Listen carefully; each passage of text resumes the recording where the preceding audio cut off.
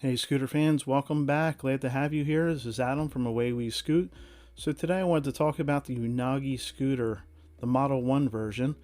So about a month ago, I had the pleasure of riding the scooter. We were out with a couple of friends, and one guy rolled up with the scooter. I'm like, man, I have to try the scooter out. I've been checking this one out for a while, and I wanted to give it a ride. So he's like, yeah, give it a shot, have some fun. And he rode mine. I had my vsett there with me. He let me borrow this one, and yeah, we just kind of toured up, rode it around, had some good times. And so I wanted to talk about a couple of the things I liked about it, a lot of the things I liked about it, and then the one thing that kind of took me away from purchasing it. And we'll cover that in a little bit. But first of all, I wanted to tell you about the features that I liked about it. And so let's take a look at it. So the biggest thing I think with this scooter is the design of it. I think that's the biggest thing that brings people to take a look at it, and it did for me as well. It really does have that look of, and why it's kind of called the Apple or Tesla scooter out there. And as you can see here, it's very sleek. It has this very clean lines. It's different from all the scooters out there. I had the pleasure of riding this awesome cosmic blue color version here, and he had the E500, the dual motor one, and that was perfect for me. I weigh 265 pounds, and I definitely needed the dual motor over that single motor, especially when I hit a couple of the hills. It slowed down for me, and I'll talk about that a little bit in a second. But going back to the design of it, you can see here, it's just very well made. It's a very cool, unique and sleek design. The paint styles on them, especially this blue, and I love the color blue. It was just really cool, very clean, as you can see here with the lines of it, and the paint job is just phenomenal. So I know what they were going for when they were making these scooters, and it really does shine. When you're looking at it, it stands out from the rest. Usually when you're shopping for scooters, you're looking at them, it's pretty much your basic colors of black, red, and you might see a little bit of different in there a couple of times. Like my vsett is that cool yellow color, but this one is just these really unique colors of like this cool mossy green, which I would love to see in person to really see what that looks like. Fire red, black, and then of course you have this gray they call Gotham gray.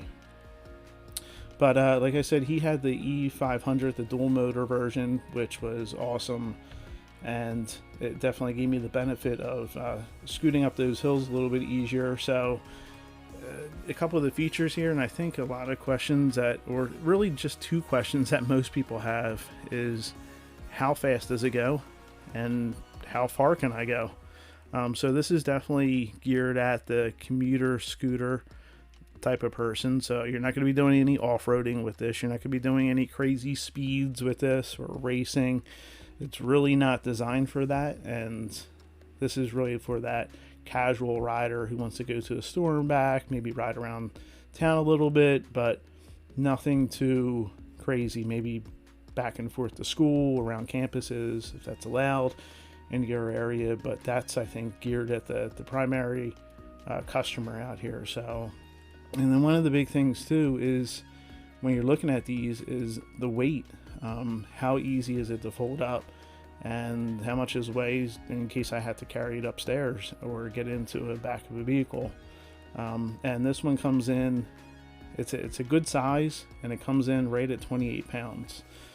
I can't speak too much about the 350 just because I didn't ride it, so I'm going to be focusing on the 500 because I think that's more of a value with this one. Definitely with the dual motors. Like I said, it just gives you that extra pep, a little bit of more speed with it too, and I think it becomes more enjoyable as well. But so you have that 28 pounds, which is a great weight, super light, and you get that from this aluminum chassis, carbon fiber, and magnesium handlebars. And I don't know if anybody else does that magnesium handlebar, but these guys do, and it obviously works very well. The tire size is 7.5 inches that you can see here. And it's, you know, it's a good size. It gives you some ground clearance. It is a little bit of a rougher ride because it doesn't really have any suspension on it. The suspension is pretty much, get a picture here on the side. So these tires here, these little grooves in the tires, there you go, is pretty much your suspension. There's really nothing into the frame here as far as that, so you're definitely going to feel those bumps and stuff like that. But you know, it wasn't bad, and when I was riding around, I didn't get jostled too much. You get that rattling in your teeth and stuff like that when you hit a lot of bumps, and so it was still pretty, it still had some cushion to it as well. So you have the 3 modes you can ride in. I rode in the Pro, which I would assume that most people would. Once you get comfortable and familiar with the scooter, you're pretty much just going to leave it in this Pro mode that goes up to that 17 miles an hour. They also have an unlock mode too, which Unagi's not going to tell you that, but you can find those videos on YouTube, really easy to do. And it unlocks it to like a top speed of, it really depends on rider, but it will say like 22 miles per hour or something like that you might get out of it. But so you get with the dual 250 watt motors, which is nice. So you get that peak power of 1,000 watts. ABS brakes. I don't think many people ask if the scooter has that. I usually turn that feature off on my scooter, so that's really not an important thing for me, unfortunately. But you know, a lot of scooters do include that. Sometimes it causes problems, but you know, with the motors. But so I always turn it off. I don't use it anyway. So now you have the incline rate here of 15 degrees, and I'll give you a scenario, pretty much what I rode, as soon as I cover a couple of these other things here. And that one main reason why I didn't purchase this scooter, the Ip54 rating, which is great, pretty standard out there, is that. So I rode it in the daylight. So the gentleman that I borrowed it from, he obviously has ridden at night, and he said it does give you some illumination, that the light, and it's high up too, so you do get that illumination down the road or the sidewalk a bit. Unlike some other scooters where that LED is closer to, you know, the base, the wheel line area, or even on the stem, this is higher up towards the handlebar area. So it does illuminate, but you know, if you're definitely going to be riding at night, you might want to get a spare LED to attach to give you a little more illumination. Now the nice thing with this is it comes with a Sony battery, rechargeable battery, which is a higher quality. Usually Samsung, LG, or Sony are the top batteries. LG and Samsung probably are the two that's used the most common, but they went with Sony on this one, which is great. I mean, it's better than just your standard batteries. They're going to last longer. You're going to get less voltage drop as you would with maybe like the cheaper batteries out there. So that's a nice feature. So we come down to range, and that's the biggest drawback for me with this scooter. Now I get it, it's supposed to be a commuter scooter, and so if you have to commute any distance at all, and there's so many factors that's going to go into that. So let me give you the example for me. So I weigh 265 pounds. The weather that day, because weather, you know, cold conditions affect battery usage, it was probably in the high 50s. The battery percentage was at, say, about 95%. Wasn't fully charged, but it wasn't discharged too much either. I had it on the max settings, so that max speed, and then it was also maxed out too, so that I had it unlocked as well. And then so in that gear 3, and then the max settings on top of that. And then the riding conditions around town, mostly flat with a couple of slight inclines in there. And so I would say the range that I got without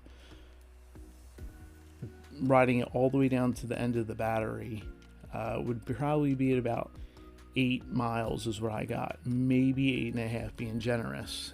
So that was kind of a big killer for me, because as we're scooting around, it just I was really getting into riding it, and pretty much I didn't want to go any further because I was afraid the battery was going to die. I was getting down to that level. Plus you lose a lot of speed, and yeah, it doesn't become fun anymore when you're getting down to the end. So that was pretty much the kicker, with the price and everything. There's other scooters out there in that price range which will give you more range, more ride time. And so, like I said, that's two of the big things: is what's your speed that you can get to, and the speed was good for a commuter scooter, so no problems there. And then what's the range, and the range was not enough for me to justify getting the scooter. So unfortunately I had to pass on it, and I didn't get it. So now they're coming out with the Model 11. Unagi announced a little while ago, so we'll be covering that in another video, so definitely check that out. But one other thing I did want to cover before I end this is so like I said, I'm at 265 pounds, and they rate this up to 275 pounds. So it's a little bit more than average. I would say 220 is your average. But that 275, I'm at the upper range. So all those factors, like I mentioned, is going to affect what it is. So you always have to check this. Under optimum riding conditions, the actual range will vary with rider weight, terrain, and riding style. So that's a huge thing. So that's something you want to look out for when you're looking at scooters. What are you going to use it for, and what are you trying to get out of it? And like I said, that was a big kicker for me, that I couldn't get the range I wanted. But other than that, the scooter is fantastic. It was a great ride. We had fun that day. It looks super sleek. I love the design of it, and I'm really excited to see what they do with the Model 11. And hopefully they make some improvements to the range on it, which I'm sure they will. And so definitely stop back, leave a comment if you have one of these scooters down below. I would love to hear from you and your thoughts of it, what you like, dislike, whatever. And yeah, so that'll be it. Like and subscribe, and we'll be making more videos like this. But until next time, enjoy scooting, have fun, be safe, and take care.